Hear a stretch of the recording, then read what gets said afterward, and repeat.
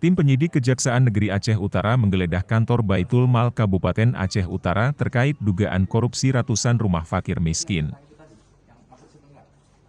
Penggeledahan dilakukan mulai dari Selasa malam hingga Rabu, 13 Juli 2022 lalu. Penggeledahan dilakukan terkait dugaan korupsi pembangunan rumah fakir miskin pada Sekretariat Baitul Mal Kabupaten Aceh Utara, tahun anggaran 2021. Tim penyidik Kejaksaan Negeri Aceh Utara berhasil menemukan sejumlah dokumen yang diduga terkait dengan dugaan tindak pidana korupsi. Seluruh dokumen kemudian langsung disita dan diamankan ke kantor Kejari Aceh Utara untuk penyelidikan lebih lanjut. Kejari Aceh Utara Diah Ayu Hartati mengatakan, penggeledahan kantor Baitul Mal dilakukan guna melengkapi bukti-bukti terkait dugaan korupsi sebanyak 251 unit rumah fakir miskin dengan total anggaran mencapai 11 miliar rupiah.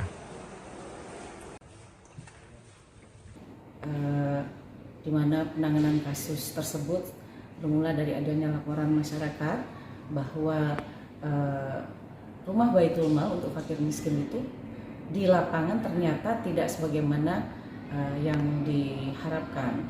Ternyata banyak bangunan-bangunan yang hanya cuma tembok saja dan laporan mereka itu paling dari sekitar 251 hanya 20% barangkali.